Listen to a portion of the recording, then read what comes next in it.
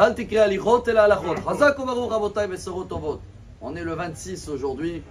Tout le monde aime le chiffre 26, c'est le nom de Dieu, mais comme on le dit toujours, pour nous-mêmes, au nom de Dieu, il faut se réveiller. Toujours ce Shabbat, cette actualité. Même dans la politique israélienne, c'est une semaine très tendue.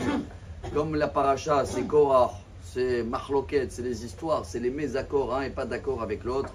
Comme la paracha dehors d'Israël, c'est l'influence des explorateurs qui ont parlé mal et tous les autres, ils sont fait des films et des drames comme quoi c'était vrai.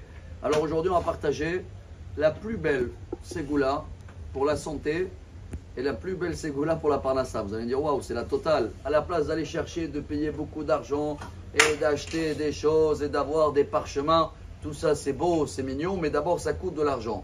C'est là qu'on va partager tout de suite, elle est gratuite. Le Rambam, le Maïmonide, il a écrit une Igeret, un testament à son fils. Et il a dit, mon fils, fais attention de ne pas rentrer dans aucune mahloket. Car la mahloket, mechala abriout, un nefesh ve mamon. Car n'importe quelle histoire, que ce sera histoire de famille, histoire de amis, dès que tu rentres dans l'histoire, ça va t'enlever l'esprit, la santé et l'argent. Le Shla Akadosh, Rabbi Shayahu Horowitz, vous savez qu'ils sont enterrés à un côté de l'autre, à Tibériade.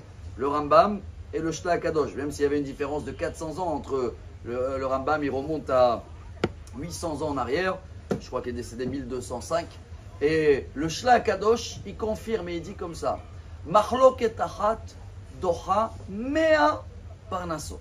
Je traduis mot à mot en français. Une dispute, un problème de mahloket, ce sera dans la vie de couple, communauté, famille, sans parnassa, ils sont refusés. Shla Kadosh qui comprenait ce qui se passe en haut, nous à peine on arrive à comprendre ce qu'on lit en bas, au moins on va faire l'effort. Allez, on va terminer avec l'effort de Safari. C'est le plus simple à retenir, mais c'est tellement important et vrai que c'est dommage de ne pas être enrhumé quand il faut. Il dit le Imre Noam. Le Imre Noam, c'est un grand rabbin chassidique, Rav Horowitz, Eliezer Horowitz, il y a à peu près 150 ans. Et c'est lui la source de cette histoire que vous connaissez tous. Le lion a mangé quelque chose qui n'était pas bon, il était complètement malade. À la fin, ça allait mieux, mais apparemment, il avait une odeur de la bouche. Hachem Ishmor. Il a appelé le premier qu'il a vu, c'était un hamor, on dit en hébreu, un hamar, un âne. Il dit, dis-moi, tu peux sentir ma bouche? C'est vrai qu'il y a une odeur qui sent mauvais. L'âne, il rentre comme ça, le nez. Il a dit, excusez-moi, monsieur le roi, très très mauvais. Le roi, il dit, t'as pas honte, tu manques de respect. Bon, il a mangé le hamor, tout va bien. Les informations, il court vite.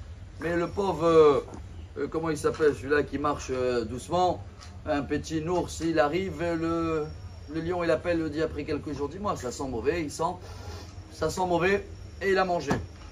Après que toute la forêt sont au courant, tout le monde se sauve, qui l'attrape, c'est qui vient nous sauver l'histoire? Le renard, le cheval. Et il arrive, et le roi, il le dit, viens m'aider d'urgence, apparemment t'es un grand docteur, dis-moi, c'est vrai que je sens mauvais? Le renard, il rentre comme ça, il dit au roi, la vérité, je suis enrhumé.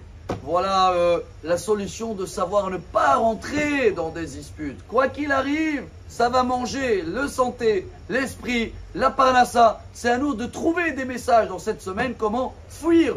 Quand il me demande mon avis, je ne peux pas te le donner parce que les 3 minutes sont finies. Bonne journée.